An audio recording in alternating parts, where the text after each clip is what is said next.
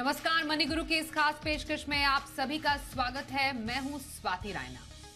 आज के इस शो में हम बात करेंगे ऐसी कंपनियों की जो मार्केट कैप के लिहाज से सबसे नीचे पायदान पर आती हैं।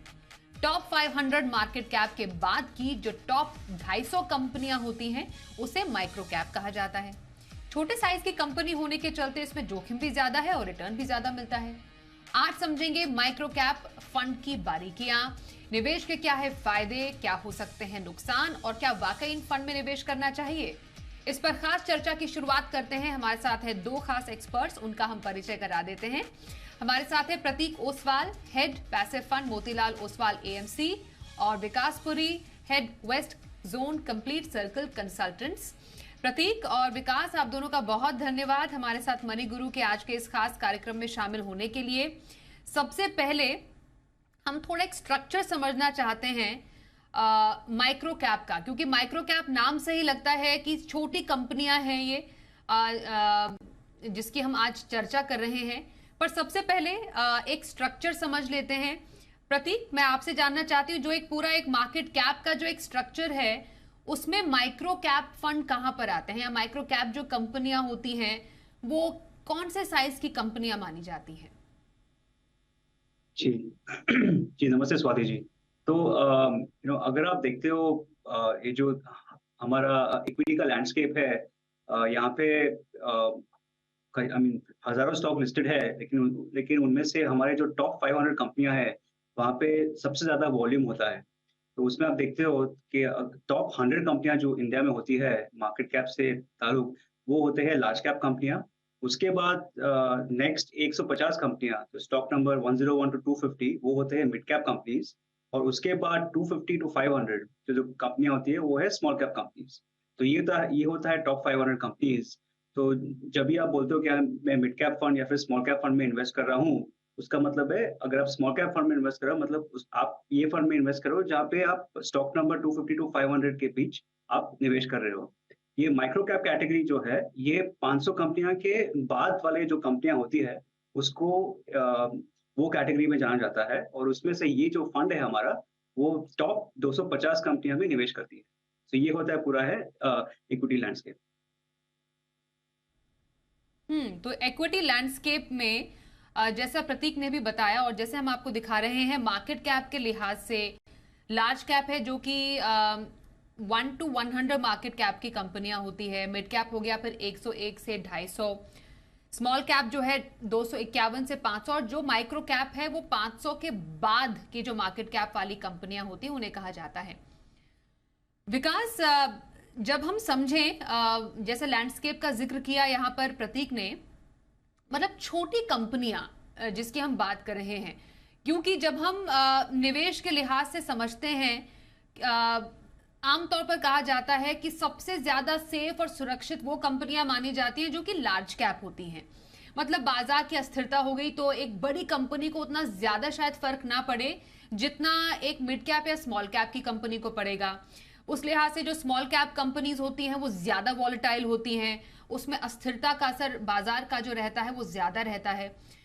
इस लिहाज से जो माइक्रो कैप हो गया वो और भी छोटी कंपनियां कही जाती है। मतलब इस लिहाज से तो माइक्रो कैप कंपनियों में बहुत ज्यादा जोखिम होना चाहिए या बहुत ज्यादा उथल पुथल का असर इस पर होना चाहिए। एक निवेशक की समझ के लिए माइक्रो कैप जो फंड होते हैं जो कि निवेश करते हैं ऐसी कंपनियों में, उसकी खासियत क्या होती है? मतलब ये जो फंड होते हैं वो छोटी कंपनियों में निवेश तो करते हैं, पर इनमें इनकी बारीकियां क्या हैं? धन्यवाद स्वाति। देखिए स्वाति, जोखिम बेसिकली कंपनी छोटी है या बड़ी है उसकी वजह से नहीं है। जोखिम इस वजह से कि कंपनी की अगर बैलेंस शीट खराब है, उनका बिजनेस मॉडल खराब है, तो बहुत बड़ी बड़ी कंपनीज है वो भी डूब जाती हैं। और बहुत छोटी कंपनीज रहेंगी, अगर उनका बिजनेस मॉडल बहुत अच्छा है, बैलेंस शीट बहुत स्ट्रांग है और उनकी मैनेजमेंट अच्छी है, तो वो छोटी कंपनियां बड़ी भी बन जाती हैं और अच्छा करती हैं, फ्यूचर में लोगों को वेल्थ क्रिएट करके देती हैं। तो फर्स्ट ऑफ ऑल बड़ी कंपनी और का जोखिम कम और छोटी का ज्यादा सिर्फ एक वजह से होता है, बिकॉज जब वो स्टॉक मार्केट में लिस्टेड होती हैं तो उनके काउंटर में लिक्विडिटी इशू आता है छोटी कंपनीज में, और इसकी वजह से वो ऐसा माना जाता है कि वो जोखिम उनका हाई है। बिकॉज जब सेलिंग प्रेशर आता है मार्केट में तो ऑब्वियसली बहुत सारे सेलर जब आएंगे तो छोटा काउंटर या लिक्विडिटी कम होगी काउंटर पे, तो वो स्टॉक प्रेशर में आता है। हालांकि कंपनी की जो अपनी बैलेंस शीट है या उनका बिजनेस मॉडल है वो भले ही स्ट्रांग हो, लेकिन क्योंकि एकदम सेलिंग प्रेशर आता है तो छोटी कंपनी में इसलिए उसकी वॉलेटिलिटी हाई हो जाती है। अदरवाइज अगर बिजनेस मॉडल किसी बड़ी कंपनी का खराब चल रहा है और या बहुत हाई डेट रिटर्न कंपनी हो गई, तो जरूरी नहीं है कि वो बहुत सेफ है। एक तो ये निवेशकों को ये जान लेना चाहिए। हाँ, दूसरी चीज क्या है कि जो माइक्रो कैप स्पेस है ये सबके लिए नहीं है। So for example micro cap, ये जो स्पेस था ये एक वैक्यूम था, जो मैं इनको कॉन्ग्रेचुलेट करूंगा प्रतीक भाई को कि इन्होंने उस वैक्यूम को फुलफिल करने की कोशिश की है। क्या होता है कि जब एक स्टार्टअप कंपनी है उसके बाद वो कंपनी लिस्ट होकर कई बार एसएमई प्लेटफॉर्म पे आती है और उसके बाद में वो स्मॉल कैप या मिड कैप कंपनीज अवेलेबल है। ये माइक्रो कैप अवेलेबल नहीं था, जो कि स्पेस आपका एसएमई स्पेस वाला या स्टार्टअप कंपनी है। तो वो जब लिस्ट, अभी आप ये देख लीजिए कितना बड़ा जोखिम है कि स्टार्टअप कंपनी में अगर आप पैसा डाल रहे हैं, मालूम नहीं वो कंपनी चलेगी कि नहीं चलेगी। लेकिन माइक्रो कैप कंपनी एक लिस्टेड कंपनी है, उसके बैलेंस शीट आपके सामने है, निवेशकों को उनका क्वार्टर ऑन क्वार्टर रिजल्ट मालूम है, मैनेजमेंट मालूम है। तो ये मैं ये बोलूंगा कि may be large cap, mid cap या बहुत स्टैब्लिश्ड कंपनी के सामने थोड़ा सा ये रिस्क जोन में आता है। लेकिन यदि आप इसको कंपेयर करेंगे स्टार्टअप कंपनी या वो कंपनी जिनका अभी प्रोटोटाइप हुआ है या एक प्रोडक्ट मार्केट में जस्ट लॉन्च हुआ है, उसके सामने तो ये बहुत सेफ है, बिकॉज ये ऑलरेडी एक लिस्टेड एंटिटी है और इसकी हर तरह की इंफॉर्मेशन मैनेजमेंट की लेके, प्रोडक्ट लाइन की लेके और फाइनेंशियल्स की लेके या उनकी सेल्स को लेके सब अवेलेबल है। तो किसी एक मापदंड में ये थोड़ा जोखिम भरा हो सकता है, लेकिन किसी एक मापदंड में ये बेटर और सेफ है as compare to a startup और न्यू कंपनी। तो बहुत अच्छा स्पेस है ये। But yes, I will agree कि ये सबके लिए नहीं है। ये मेनली एचएनआईज या जो बहुत सेवी इन्वेस्टर हैं जिनको मार्केट की नॉलेज है, उनके लिए बहुत ही अच्छा प्रोडक्ट है। बिल्कुल। प्रतीक, हम थोड़ा पैसिव इन्वेस्टमेंट की तरफ इसमें आते हैं, क्योंकि हमने जो आपकी एएमसी है उसको जो अच्छे से स्टडी किया है। पैसिव जो स्पेस है उसमें मोतीलाल ओसवाल ने कई सारी ऑफरिंग्स की हैं। हम माइक्रो कैप का 250 इंडेक्स है उसको आपके जरिए पहले समझना चाहते हैं, क्योंकि कई जो एएमसीज हैं जब नई ऑफरिंग लेकर आती हैं, आमतौर पर हमने देखा है लेस एक्सप्लोर्ड स्पेस में एक्टिव फंड लेकर ज़्यादा आती हैं। लेकिन आप एक पैसिव स्पेस में, वो भी ऐसे फील्ड में जिसमें जो कि लेस एक्सप्लोर्ड है, उसमें पैसिव एक ऑफरिंग लेकर आए हैं, वन ऑफ इट्स काइंड। तो इस इंडेक्स की खासियत के बारे में सबसे पहले आपसे समझना चाहेंगे, माइक्रो कैप 250 इंडेक्स निफ्टी का। हाँ जी, तो ये जो फंड है जो आपने बोला, ये है इंडेक्स फंड फॉर्मेट है, ये पैसिवली मैनेज फंड है। तो हमने ये जो Nifty 250 micro cap index fund लिया है उसको हम रेप्लिकेट करेंगे फंड में। तो there is no stock picking, यहाँ पे कोई फंड मैनेजर का कोई काम नहीं है। तो बहुत ही सिंपल सा पैसिव फंड है हमारे हिसाब से। यस, ये स्पेस में स्टॉक पिकिंग का भी बहुत सारा अपॉर्चुनिटी है, लेकिन प्रॉब्लम ये स्पेस में कि बहुत सारी कंपनियां जो इस स्पेस में वहाँ पे बहुत अंडर रिसर्च सेगमेंट है। तो अगर आप देखते हो, हम ये फंड में 250 कंपनियां में निवेश करते हैं और उनमें से ऑलमोस्ट 45% 120 या 130 कंपनियां में कोई भी एनालिस्ट रिसर्च नहीं है। तो उसके मुताबिक बहुत ही अंडर रिसर्च है और उसके हिसाब से बहुत सारे जो फंड मैनेजर्स है उनके लिए कॉल लेना कि कौन सा स्टॉक बाय करना चाहिए, सेल करना चाहिए, वो थोड़ा डिफिकल्ट रहता है। और तो ये है, ये एक है। दूसरा ये चीज़ है कि ये सेगमेंट है बहुत ही अंडर इन्वेस्टेड है। तो अगर आप म्यूचुअल फंड इन्वेस्टमेंट और म्यूचुअल फंड इंडस्ट्री को देखते हो तो ये सेगमेंट से में सिर्फ 3% का जो का आपका इन्वेस्टमेंट्स है वो ये सेगमेंट में इन्वेस्ट होता है। तो ऑलमोस्ट अगर आप देखते हो बहुत सारे इन्वेस्टर्स को ये सेगमेंट का एक्सपोजर मिलता नहीं है। और हमारे हिसाब से एक micro cap category passive fund में आपको 100% एक्सपोजर मिलता है। अगर आप देखते हो बहुत सारे स्मॉल कैप फंड जो होते हैं उनमें थोड़ा सा लार्ज कैप भी मिलेगा, मिड कैप भी मिलेगा, स्मॉल कैप भी मिलेगा और माइक्रो कैप मिलेगा। हमारे हिसाब से ये जो प्योरली पैसिव फंड है इसमें आपको 100% एक्सपोजर मिलता है सेगमेंट में, और एसेट एलोकेशन के लिए बहुत ही ईजी हो जाता है ये फंड। एब्सोल्युटली।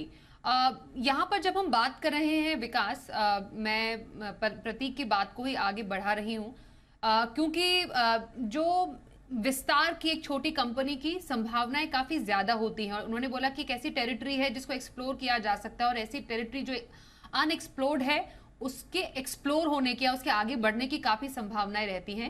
और इसका फायदा इन्होंने यहाँ पर एक्सप्लोर किया है अपनी इस न्यू ऑफरिंग के जरिए। पर आजकल के टाइम में आपसे जानना जरूरी है विकास, आपकी नजर में माइक्रो कैप में निवेश क्यों? अगर एक निवेशक पूछे कि मुझे माइक्रो कैप में निवेश क्यों करना चाहिए, क्या बड़ी वजह हो सकती है कि एक छोटी कंपनी एक बड़ा मुनाफा किसी को कमा कर दे सकती है? देखिए, हर तरह के निवेशक बाजार में होते हैं। एक एग्रेसिव इन्वेस्टर्स भी होते हैं जो इस तरह की अपॉर्चुनिटीज ढूंढते रहते हैं। अब क्योंकि इन्होंने एक इंडेक्स फंड की बात की है और उसमें आपको एक पूरा बास्केट मिलता है, तो बहुत सारे आप केसेस में देखेंगे निवेशक क्या करते हैं कि अपने डायरेक्ट इक्विटी पोर्टफोलियो में स्टॉक्स जोड़ते जाते हैं और इतनी लंबी लिस्ट हो जाती है कि वो उसको ट्रैक नहीं कर सकते। तो ऑब्वियसली एक जो इंडेक्स फंड है वो उस समहाउ जो आपका पोर्टफोलियो को मैनेज करना मुश्किल हो जाता है, तो एटलीस्ट एक बास्केट के थ्रू आप आते हैं तो मैनेज करना इजी है, because it's a fund route. दूसरा, ये माइक्रो कैप जो स्पेस है, अभी देखिए Swati, over a period of time अगर आप देखेंगे इंडियन इकोनॉमी फॉर्मलाइजेशन की ओर जा रही है और बहुत सारे जो अनऑर्गेनाइज सेक्टर्स हैं वो ऑर्गेनाइज सेक्टर की तरफ या फॉर्मल इकोनॉमी की तरफ मूव करते जा रहे हैं। तो इसकी वजह से अगर आपने देखा हो पिछले कुछ समय में बड़ी कंपनीज बहुत बड़ी बनती जा रही हैं, लेकिन एक पॉइंट के बाद वो बड़ी कंपनीज भी, चाहे वो मैन्युफैक्चरिंग हो, चाहे वो सर्विसेज हो या कोई दूसरे सेक्टर हो, उनको भी जरूरत पड़ती है छोटे प्लेयर्स की जो आके उनके बिजनेस का हिस्सा बने। फॉर एग्जाम्पल आउटसोर्सिंग हम जिसको बात करते हैं, तो अगर कोई मैन्युफैक्चरिंग आउटसोर्सिंग है या सर्विस सेक्टर की आउटसोर्सिंग है, वो आउटसोर्सिंग के लिए भी उनको प्लेयर्स चाहिए। उसमें ये जो छोटी छोटी कंपनीज हैं ये बहुत अच्छा रोल प्ले करती हैं, बिकॉज जब बड़ी कंपनीज के पास कोई ऑर्डर बुक बहुत बड़ी बन जाती है तो उनको छोटे प्लेयर चाहिए जो उनको दे। और इस तरह की जो माइक्रो कैप कंपनीज है, अगर आप एक ट्रेंड देखेंगे तो माइक्रो कैप कंपनीज क्यों ये पोटेंशियल हमें नजर आ रहा है, because the way our economy is growing. So आने वाले टाइम में जो भी आपका कैश इकोनॉमी श्रिंक हो रही है, इनफॉर्मल इकोनॉमी शिफ्ट, कंपनीज जो है वो फॉर्मल की तरफ जा रही है, तो बड़ी कंपनीज ऐसी ही कंपनीज को चाहती है अपने पार्टनर बनाना या अपने एसोसिएशन या कोलैबोरेशन जिसको बोलते हैं वो करना। तो ये एक स्पेस है जहां पे मुझे लगता है कि अगर हमें $5 ट्रिलियन इकोनॉमी बनना है तो ये छोटी छोटी जो माइक्रो कैप कंपनीज है जो बड़ी कंपनीज के साथ मिलके आगे ग्रोथ को ड्राइव कर रही है तो बहुत बड़ा रोल प्ले करेंगी। इसमें कुछ एक्सीडेंट्स भी होंगे, कुछ कंपनीज जो अच्छा नहीं कर पाएंगी और कुछ कंपनीज ऐसी भी हो सकती हैं जो आज माइक्रो कैप है लेकिन कल को आने वाले समय में वो मिड कैप और एक लार्ज कैप कंपनी भी बन सकती है। ये it's a long run process, 15 साल भी लगेंगे, 10 भी लगेंगे, 20 भी लगेंगे, लेकिन जो कंपनीज की अगर निकल पड़ेगी या बिजनेस अच्छा निकल गया तो वो माइक्रो कैप कंपनी कल को एक मल्टी बैगर रिटर्न भी लेके आ सकती है निवेशकों के लिए। मल्टी बैगर रिटर्न ये एक्चुअली काफी ज्यादा आकर्षक करता है निवेशकों को, प्रतीक, क्योंकि जब कहते हैं कि छोटी कंपनियां एक बहुत ही धमाकेदार मुनाफा कमाकर दे सकती है, उससे जो कई बार निवेशक है कई बार कुछ ज्यादा ही ओवर एक्साइटेड हो जाते हैं। इसलिए जब आप इस पूरे स्पेस को स्टडी कर रहे थे तो डेफिनेटली आपने इसके जो एडवांटेजेस हैं उनको समझा और जाना कि हाँ ये एक स्पेस है जहां पर एक अच्छा संभावना है लोगों के निवेश करने की।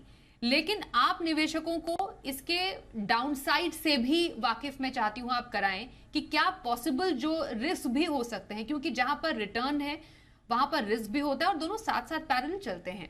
तो पॉसिबल रिस्क क्या हो सकते हैं जिनका निवेशकों को ध्यान रखने की जरूरत है, प्रतीक? हाँ जी, तो विकास जी ने बोला था कि ये जो स्पेस है ये बहुत ही नया स्पेस है और हमने देखा है लास्ट 10 से 15 सालों में कि रिटर्न्स माइक्रो कैप स्टॉक्स के या फिर माइक्रो कैप इंडेक्स के बहुत ही अच्छे हैं, मतलब निफ्टी के थोड़े ऊपर है, बट रिस्क भी ज़्यादा है। तो मेरे हिसाब से बहुत सारे निवेशकों को जब इन्वेस्ट कर रहे हैं तो विकास जी ने बोला था कि ये सबके लिए नहीं है, जिनका रिस्क टॉलरेंस ज़्यादा है, जो बहुत सारा वॉलेटिलिटी टॉलरेंस कर सकते हैं अपने पोर्टफोलियो में, उनके लिए ये अच्छा फंड है वेल्थ क्रिएशन के लिए। ऑल्सो ये फंड में जो ड्रॉडाउन्स आते हैं, जब मार्केट टूटता है और जब ड्रॉडाउन्स आते हैं, ये फंड में जो ड्रॉडाउन्स बहुत ही नॉर्मल आपके लार्ज कैप या मिड कैप से ज़्यादा होते हैं। सो वेरी इंपॉर्टेंट, जो जो निवेशकों ये फंड को देख रहे हैं, उनको बहुत ही लॉन्ग टर्म होराइज़न से देखना चाहिए और उनको ज़्यादा वॉलेटिलिटी या ड्रॉडाउन से भी कंफर्टेबल होना चाहिए ये फंड निवेश करने के लिए। इसलिए हमारे हिसाब से कोई भी ये जो फंड देख रहा है उनको कम से कम 5 से 10 सालों के लिए निवेश करने चाहिए, इन्वेस्ट करना चाहिए और उसकी और हमारे हिसाब से सबसे बेस्ट टेक्नीक ये फंड में अगर इन्वेस्ट करना हो तो एसआईपी है, क्योंकि SIP में आपको टाइमिंग का आपको वो पूरा गेम नहीं खेलना होगा। तो आई थिंक ये है रिस्क के फंड। आज हम बात कर रहे हैं माइक्रो कैप फंड्स की, ऐसे फंड जो कि बहुत ही छोटी साइज की कंपनियों में निवेश करते हैं। क्या इनकी खासियत है, बारीकियां समझ रहे हैं हम। हमारे साथ मोतीलाल ओसवाल AMC के प्रतीक ओसवाल हैं और साथ ही कंप्लीट सर्कल कंसल्टेंट से विकास पुरी हमारे साथ हैं। प्रतीक, जो हमने इंडस्ट्री का पहला micro cap passive index fund देखा है, आपकी तरफ से जो पेशकश है, मैं उसकी थोड़ी खासियत आपसे अब पॉइंटेडली समझना चाहती हूँ कि एक निवेशक को ऐसे किसी फंड में निवेश क्यों करना चाहिए। हाँ जी, अगर आप ये सेगमेंट देखते हो, बहुत सारे निवेशकों को स्मॉलर कंपनीज में इन्वेस्ट करना हो, क्योंकि स्मॉलर कंपनीज का जो ग्रोथ अपॉर्चुनिटीज है वो बड़े कंपनियों से ज़्यादा होती है। मैं आपको एक एग्जांपल देता हूँ। हमने एक small cap 250 index fund launch किया था 2019 में, 2019। और अगर आप देखोगे उसका वो जो ग्रोथ हुआ है वो ऑलमोस्ट 3.5 गुना हो गया है लास्ट 4 सालों में। और फिर लार्ज कैप्स हो गया है 1.5 टाइम्स। तो हमने देखा है इंडिया में, यूएस में, बहुत सारी जगहों में कि स्मॉलर कंपनीज का तो ग्रोथ अपॉर्चुनिटीज वो लार्जर कंपनी से ज़्यादा होता है। तो वेल्थ क्रिएशन का जो ये अपॉर्चुनिटी है स्मॉलर कंपनी में ज़्यादा रहता है, लेकिन रिस्क भी ज़्यादा रहता है। बहुत से निवेशकों जो रिस्क के साथ कंफर्टेबल है, जो वॉलेटिलिटी के साथ कंफर्टेबल है, उनके लिए ये फंड बहुत ही अच्छा है वेल्थ क्रिएशन के लिए। लेकिन उनको थोड़ा ज़्यादा 5 से 10 साल के लिए उनको उसको देखकर इन्वेस्ट करना होगा ये फंड में। दूसरा है कि ये फंड में जो कंपनियाँ हैं, इनका नाम माइक्रो कैप है, लेकिन उनका एक्चुअली बैलेंस शीट भी आप देखोगे, ये लास्ट 5 सालों में बहुत इम्प्रूव हुआ है। अगर आप ये 250 कंपनियाँ में इंडेक्स में है, अगर आप सबका प्रॉफिट्स एक आप मिलाते हो, आज है करीबन 25-26,000 करोड़। और अगर आप जस्ट 6 साल पहले देखोगे, तो इनका प्रॉफिट्स था अबाउट 2500 करोड़। तो प्रॉफिटेबिलिटी जो कंपनियाँ हैं, उनका 10 गुना हो गया है लास्ट 6 से 7 सालों में। और हमारे हिसाब से नेक्स्ट 5 से 10 सालों में ये बहुत ही बढ़ सकता है। तो आई थिंक ओवरऑल ये सेगमेंट बहुत ही आई थिंक एक्साइटिंग है नेक्स्ट 5 टू 10 इयर्स में। और ये हमारा जो फंड है, ये जो म्यूचुअल फंड इंडस्ट्री में सिर्फ एक ही फंड ऐसा फंड है जो ये कैटेगरी में इन्वेस्ट करने का ऑप्शन देता है, सिर्फ 500 रुपीज़ के लिए।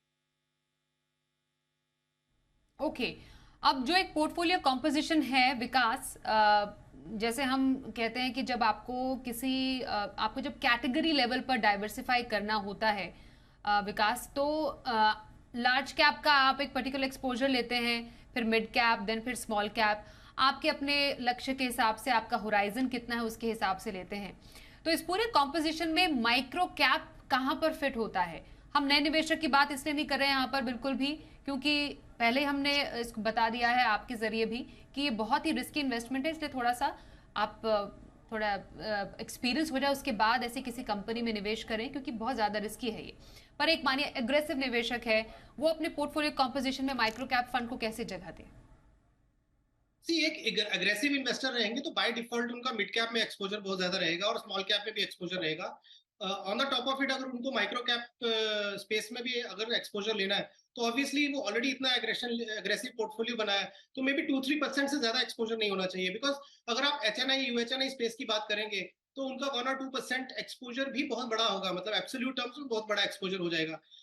और दूसरा, ये माइक्रो कैप, क्योंकि जैसे आप प्रतीक जी बोल रहे हैं कि इसका वॉलेटिलिटी बहुत हाई रहता है, बिकॉज जो स्पेस है उसमें हाई रिस्क हाई रिटर्न वाला जो है, तो जो सेवी इन्वेस्टर्स हैं उनको तो ये बहुत अट्रैक्ट करेगा। अच्छा, इसमें कैसा होता है कि स्वाति, जैसे जो रिप्लेसमेंट टाइमिंग है, कोई जैसे इंडेक्स में निफ्टी 50 में अगर 50 स्टॉक है टॉप के, अगर कोई एक कंपनी गॉड फॉरबिड अच्छा काम नहीं किया उन्होंने, या उनका अच्छा नहीं चल रहा है, तो वो कंपनी रिप्लेस हो जाती है, किसी दूसरी निफ्टी 50 कंपनी आ जाएगी, ऊपर आ जाएगी। तो वो बहुत टाइम लगता है जनरली, ऐसे में कुछ 5-5 10-10 साल लग जाते हैं कि निफ्टी 50 का कंपोजिशन चेंज होने में। अच्छा, ये जो माइक्रो कैप स्पेस है, यहाँ पे क्योंकि नेसेंट स्टेज की कंपनीज है, तो बहुत स्पीड से काम होगा, यानी कि वो जो कंपनीज अच्छा कर रही है, बढ़ रही है, वो बहुत स्पीड से बढ़ती जाएंगी। और जो कोई अच्छा नहीं कर रही है फॉर एनी रीजन, वो बहुत जल्दी उसका कोलैप्स भी हो सकता है, तो रिप्लेसमेंट बड़ी फास्ट हो जाएगी उसकी। तो इसीलिए बास्केट का बेनिफिट यही है कि अगर कोई कंपनीज जहाँ पे कुछ एक्सीडेंट्स हैं इन टर्म्स ऑफ की नॉन परफॉर्मेंस कह लीजिए, फॉर एनी रीजन कह लीजिए, तो अगर वो कंपनीज अच्छा नहीं कर रही है, वो 250 स्टॉक्स की बास्केट से बाहर होती है, बाहर होते ही जो दूसरी कंपनीज है वो अच्छा कर रही है अगर, तो इमीडिएटली रिप्लेस हो जाएंगी। तो इसमें आप ये अगर देखेंगे तो मूवमेंट बहुत फास्ट हो सकता है, जो बास्केट का मूवमेंट है, या बास्केट आपको अगले 3 या 5 साल में बास्केट एक हो सकता है 30-40% चेंज हो जाए basket with in A short span. So obviously that's why it is being put in a high risk category. So 1-2% exposure is decent enough in this kind of fund. And जैसे जैसे India की market जब grow करेगी और market का depth बढ़ता जाएगा, तो ऑब्वियसली आप खुद ही देखेंगे कि वो कंपनीज का जो ओवरऑल साइज है वो भी बढ़ना शुरू हो जाएगा. तो may be going forward micro cap space में भी अगर कैपिटलाइजेशन मार्केट्स की बहुत बड़ी होगी, अगर हमारे इंडियन मार्केट का डेप्थ बहुत बड़ा हो गया, तो इसकी वॉलेटिलिटी और इसका जो बीटा है और इसका जो मतलब बहुत ज्यादा रिस्क है वो भी थोड़ा सा कम हो जाएगा as we grow as a economy. Okay Prateek, आखिरी आपसे सवाल होगा कि क्योंकि ये पैसिव फील्ड स्पेस का फंड है, तो इसमें कम लागत की वजह से ज्यादा रिटर्न की गुंजाइश हम कर सकते हैं as compare to active space. ये थोड़ा लोग समझना चाहते हैं जब भी वो एक्टिव वर्सेस पैसिव इन्वेस्टमेंट का जिक्र करते हैं. तो स्पेशली एक इंडेक्स स्पेस में इन्वेस्टमेंट का फायदा एक निवेशक को यहाँ पर कैसे मिल रहा है? हाँ जी. अगर आप देखते हो एक्टिव और पैसिव आई मीन अलग अलग टाइप के sort of स्टाइल्स होते हैं. आई थिंक एक्टिव में the whole point of active funds is to outperform benchmark. तो एक्टिव में अगर आप इन्वेस्ट करते हो तो आपका एक्सपेक्टेशन होना चाहिए कि वो बेंचमार्क को बीट हो. और आई थिंक अभी अगर नेक्स्ट 1 या 2 सालों में माइक्रो कैप एक्टिव फंड्स आते हैं तो उनका मतलब मेन sort of रोल है ये बेंचमार्क बीट करना. तो मेरे हिसाब से अगर निवेशक को माइक्रो कैप एक्टिव फंड में इन्वेस्ट कर रहे हो तो उनका एक्सपेक्टेशन होना चाहिए कि रिटर्न जो है इंडेक्स से ज्यादा होना चाहिए. मेरे हिसाब से आई थिंक अभी तो कोई माइक्रो कैप एक्टिव फंड्स है नहीं है मार्केट में. तो दिस इज एक ही sort of स्टाइल है, एक ही फंड है. लेकिन आगे जमाने में हम एक्सपेक्ट कर सकते हैं कि एएमसीज लॉन्च करे ये फंड्स, और यहाँ पे बहुत सारा दूसरा भी sort of ऑप्शंस आ सकते हैं मार्केट में. एब्सोल्युटली. तो माइक्रो कैप स्पेस में हमने समझा इसकी बारीकियां क्या है. एक नई पेशकश मोतीलाल ओसवाल की तरफ से भी पैसिव स्पेस में माइक्रो कैप फंड की, जिसमें निवेश एक ऐसा इन्वेस्टर करे जो कि बहुत ज्यादा एग्रेसिव इन्वेस्टर हैं. और इसकी तमाम बारीकियां हमने समझी. प्रतीक, आपका और विकास बहुत धन्यवाद हमारे साथ इस चर्चा में शामिल होने के लिए.